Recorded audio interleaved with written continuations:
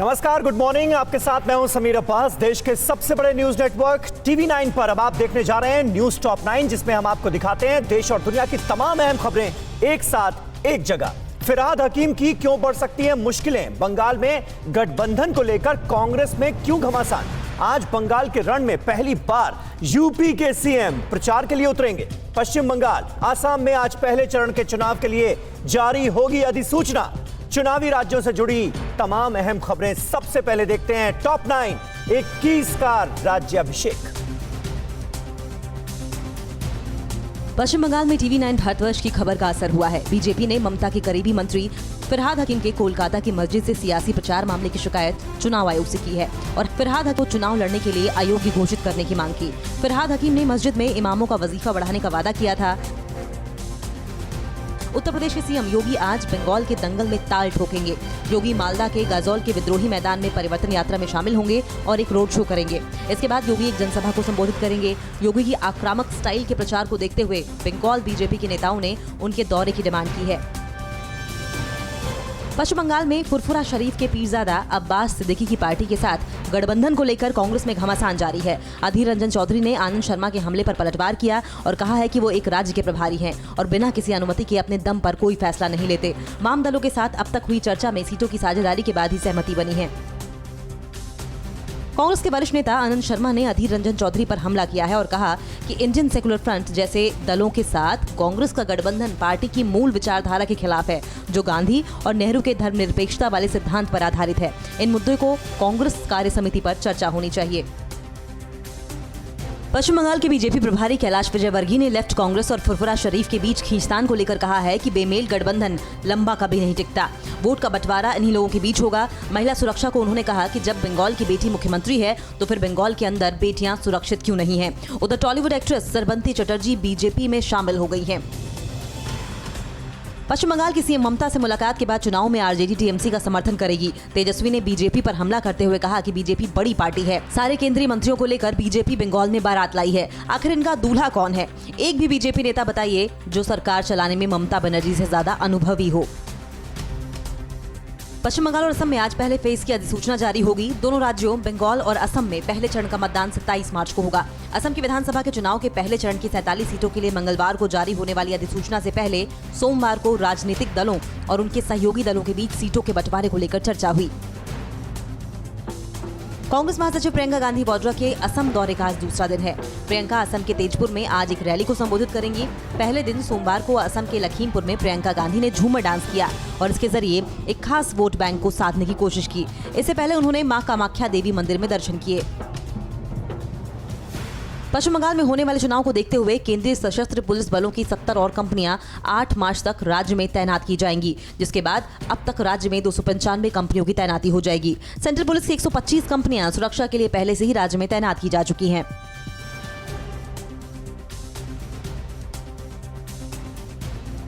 आज maritime India सम्मेलन का उद्घाटन करेंगे पीएम मोदी। कैप्टन ने प्रशांत किशोर को लेकर क्या कहा? झुंझुनू में आज किसानों की महापंचायत। राष्ट्र से बड़ी खबरों के लिए अब देखते हैं टॉप 9 ट्रस्ट। पीएम मोदी आज वीडियो कॉन्फ्रेंसिंग के जरिए मैरीटाइम इंडिया समिट 2021 का उद्घाटन करेंगे। सम्मेलन का आयोजन बंदरगाह, परिवहन और जल मंत्रालय कर रहा है। इस सम्मेलन में भाग लेने के लिए उन देशों के प्रतिभागियों ने रजिस्ट्रेशन किया है जिनकी सीमाएं समुद्र से लगी हैं। एक अनुमान है कि सम्मेलन में 1 लाख लोग भाग लेंगे।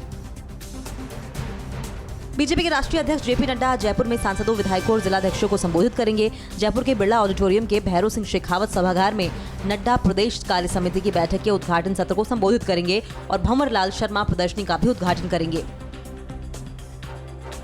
कांग्रेस सांसद राहुल गांधी आज कॉर्नेल विश्वविद्यालय के छात्रों को संबोधित करेंगे और छात्रों से कई विषयों पर संवाद करेंगे। राहुल लोकतंत्र, विकास और राजनीति में जीवन के बारे में संवाद के लिए अर्थशास्त्र के प्रोफेसर कौशिक बसु के साथ शामिल होंगे। राहुल भारत और दुनिया में राजनीति में जीवन जैसे विषयों पर भी संवाद करेंगे।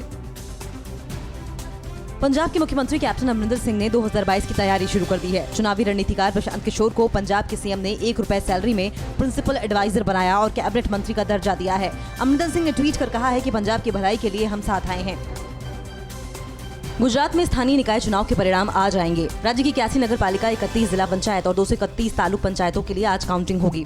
रविवार को स्थानीय निकायों और पंचायत चुनाव के लिए चुनाव हुए थे।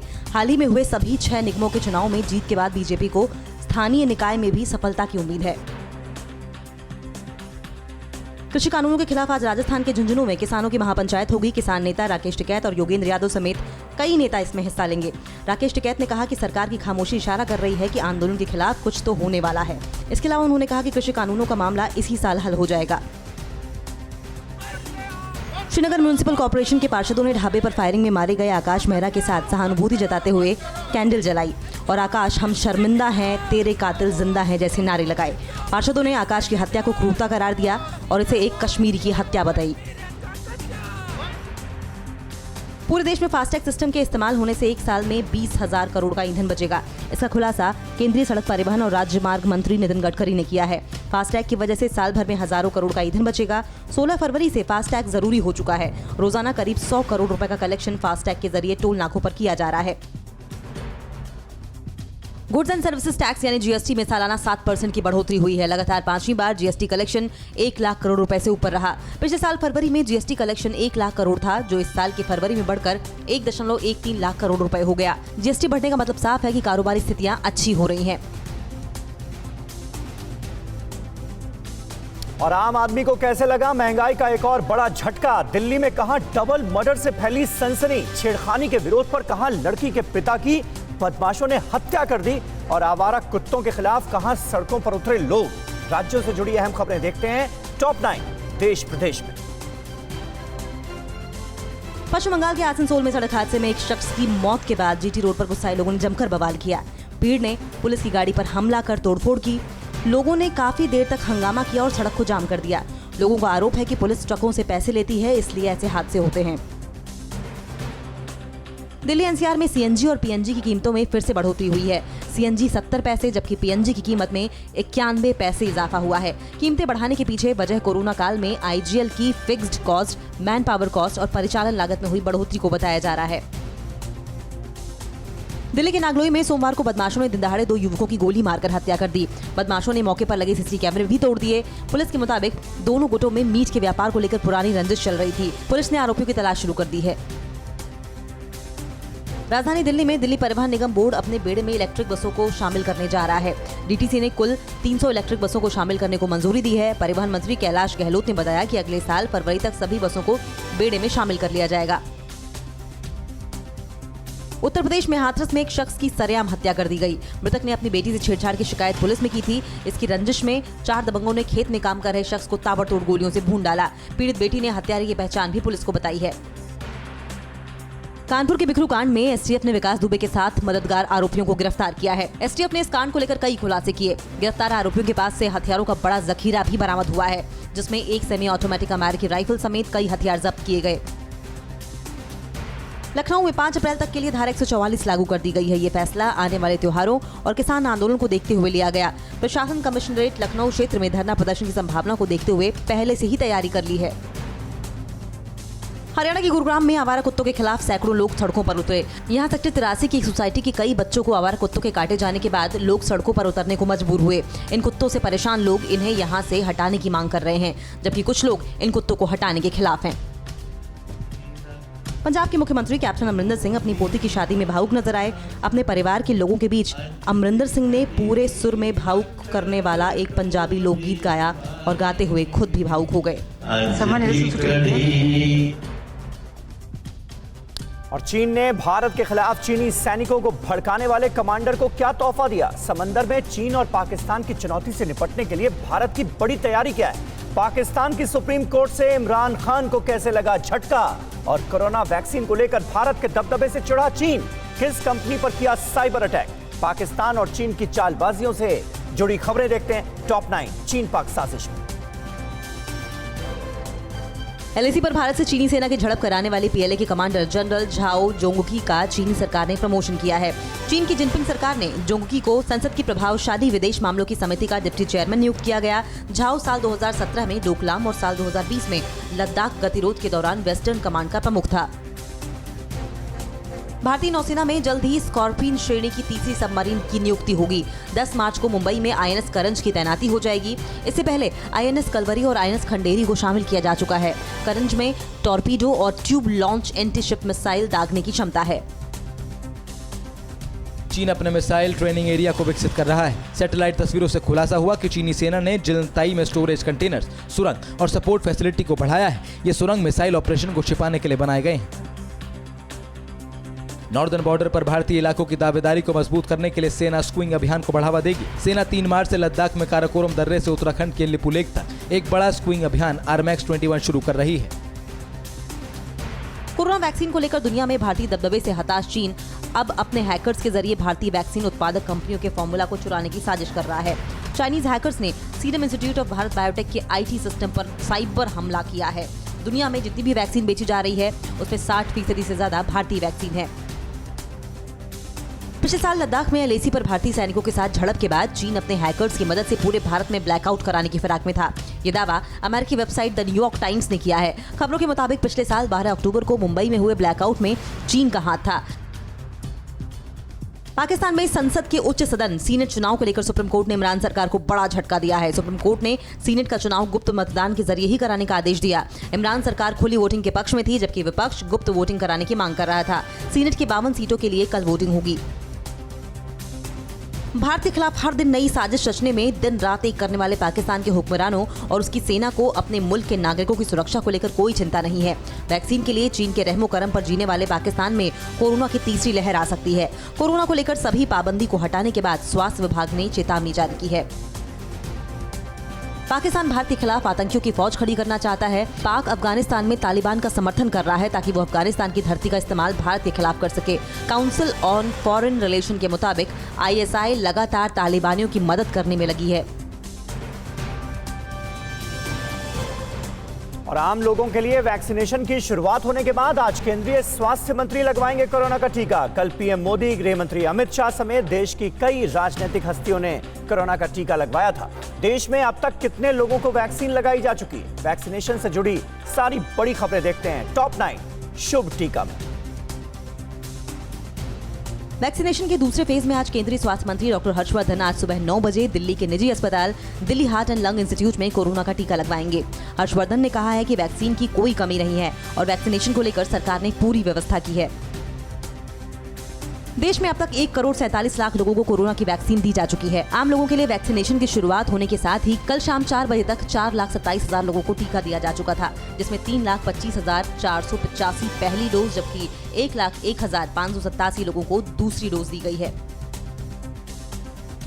सोमवार को शाम 7 बजे तक 60 साल के ऊपर 1,28,630 लोगों को कोरोना की वैक्सीन दी गई, जबकि बीमारी से ग्रस्त 45 से 60 की उम्र वाले की कैटेगरी में 18,850 लोगों को कल कोरोना का टीका दिया गया। 25,000 से ज्यादा हेल्थ केयर वर्कर्स को पहला डोज और 1 लाख से ज्यादा हेल्थ केयर वर्कर्स को दूसरा डोज दिया गया। महाराष्ट्र में लगातार 5 दिनों से कोरोना की बढ़ती रफ्तार पर सोमवार को थोड़ा ब्रेक लगा। सोमवार को महाराष्ट्र में करीब 6,500 कोरोना के नए मामले सामने आए, जबकि 30 लोगों की मौत हो गई। देश में 6 राज्यों में कोरोना के नए केस बढ़े हैं, जिनमें महाराष्ट्र के बाद केरल में सबसे तेजी से कोरोना के मामले बढ़ रहे हैं। केरल में कल करीब 2,000 नए केस मिले। आज से सुप्रीम कोर्ट के जज भी कोरोना का टीका लगवाएंगे। सुप्रीम कोर्ट के रिटायर्ड और मौजूदा जज सरकार द्वारा जारी गाइडलाइंस के मुताबिक वैक्सीन लेंगे। जज के साथ उनके परिवार के सदस्य भी वैक्सीन लगवाएंगे। दूसरे फेज में 60 साल के ऊपर और गंभीर बीमारी से ग्रस्त 45 साल के ऊपर लोगों को वैक्सीन लगाया जा रहा है। भारत में आम लोगों के लिए वैक्सीनेशन की शुरुआत होते ही पड़ोसी देश नेपाल में भी वैक्सीनेशन के दूसरे फेज की शुरुआत हुई। सोमवार को नेपाल के चीफ ऑफ आर्मी स्टाफ पूर्ण चंद्र थापा ने मेड इन इंडिया वैक्सीन की पहली खुराक ली। जनवरी में नेपाल को भारत ने ऑक्सफोर्ड एस्ट्राजेनेका की 10 लाख खुराक भेजी थी। हिमाचल प्रदेश के धर्मशाला के ज्ञातो मोनेस्ट्री में कोरोना विस्फोट हुआ। कल 100 बौद्ध भिक्षुओं में कोरोना का संक्रमण पाया गया है। 156 बौद्ध भिक्षुओं का कोरोना टेस्ट कराया गया था। कांगड़ा के चीफ मेडिकल ऑफिसर ने बताया कि इतनी बड़ी तादाद में केस मिलने के बाद मोनेस्ट्री के इलाके को कंटेनमेंट जोन घोषित कर दिया गया है। WHO की एक रिपोर्ट की माने तो दुनिया की कोरोना से जंग अभी लंबी चलेगी, क्योंकि दुनिया में अब तक 10% से भी कम लोगों को ही कोरोना के खिलाफ लड़ने वाली एंटीबॉडी डेवलप हो पाई है। WHO ने वैक्सीनेशन में गति लाने की अपील की है। ब्रिटेन के प्रधानमंत्री बोरिस जॉनसन ने कहा है कि कोरोना के ब्राजीलियन वेरिएंट का प्रसार रोकने के लिए बड़े पैमाने पर प्रयास चल रहा है। स्वास्थ्य अधिकारियों ने एक अज्ञात संक्रमित शख्स से खुद ही सामने आने की अपील की है। सोमवार को ब्रिटेन में करीब 5,500 कोरोना वायरस के नए मामले सामने आए और 104 लोगों की मौत हुई।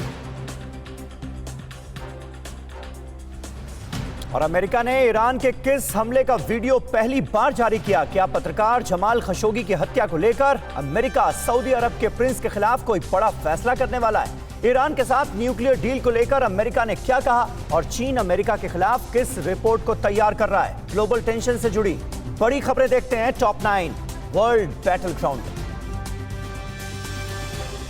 अमेरिका ने पहली बार पिछले साल इराक के अल असद एयरबेस पर ईरान के हवाई हमले का वीडियो जारी किया है। आर्मी जनरल कासिम सुलेमानी की हत्या का बदला लेने के लिए ईरान ने इराक में अमेरिका के सैन्य ठिकानों पर 8 जनवरी 2020 को 4 मिसाइल दागे थे। इस हमले में कोई अमेरिकी सैनिक हताहत नहीं हुआ था, लेकिन एयरबेस को नुकसान पहुंचा था। अमेरिकी पत्रकार जमाल खशोगी की हत्या के लिए सऊदी अरब के प्रिंस मोहम्मद बिन सलमान को जिम्मेदार ठहराने के बाद अमेरिका और सऊदी अरब के बीच तनाव और बढ़ सकता है। अमेरिका ने कहा है कि अगर जरूरत पड़ी तो प्रिंस के खिलाफ बैन की कार्रवाई भी की जा सकती है, लेकिन बैन के अलावा भी कई प्रभावकारी विकल्प हैं। सीरिया के आतंकी ठिकानों पर हवाई हमले के बाद अमेरिकी रक्षा मुख्यालय पेंटागन ने ईरान समर्थित एक विद्रोही को मार गिराने का दावा किया है। अमेरिका के हमले में 2 विद्रोही घायल भी हुए हैं। अमेरिका ने ISIS के 10 आतंकियों को भी पकड़ा है। हमले पर ईरान ने कड़ी नाराजगी जाहिर करते हुए सीरिया के साथ खड़े होने का ऐलान किया। साल 2005 के न्यूक्लियर डील पर वापस आने से ईरान के इनकार के बाद अमेरिका ने कहा है कि वो इस मुद्दे पर ईरान के साथ बातचीत को तैयार है। इससे पहले न्यूक्लियर डील को लेकर ईरान ने अमेरिका और यूरोपियन यूनियन के प्रस्ताव को ठुकरा दिया था। ईरान बिना प्रतिबंधों को हटाए इस मुद्दे पर आगे बढ़ने को तैयार नहीं है। अमेरिका और यूरोपीय यूनियन से टेंशन के बीच रूस ने अपने सबसे घातक सबमरीन बेलगोरोड को बाल्टिक और कारा सागर के इलाके में तैनात कर दिया है। अलेक्सी नवल्नी की गिरफ्तारी के बाद से रूस और यूरोपीय देशों के बीच भारी टेंशन है। रूस अपने T-14 अमाटा टैंक को और घातक बना रहा है। रूसी मीडिया रिपोर्ट्स के मुताबिक दुनिया के सबसे शक्तिशाली टैंक्स में से एक अमाटा अब बिना क्रू मेंबर्स के अपने निशाने पर गोले दाग सकता है। मानवाधिकारों के उल्लंघन को लेकर दुनिया भर में घिरे चीन अब अमेरिका पर हमला बोलने की तैयारी कर रहा है। चीन जल्द अमेरिका में भेदभाव पर अपनी रिपोर्ट जारी करेगा। चीन अपनी रिपोर्ट में कोरोना संकट के दौरान अमेरिकी सरकार की भेदभाव नीति पर सवाल उठाने वाला है। चीन की रिपोर्ट में साल 2020 को अमेरिकी लोकतंत्र का गिरावट का साल बताया गया है। अमेरिका के साथ तकनीक को लेकर गला काट दौड़ के बीच चीन अब तकनीक के मामले में पूरी तरह से आत्मनिर्भर होने के लिए बड़ी योजना बना रहा है।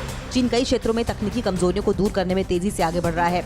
सॉफ्टवेयर के क्षेत्र में दूसरे देशों की निर्भरता को खत्म करने के लिए चीन ने 5 साल का टारगेट तय किया है।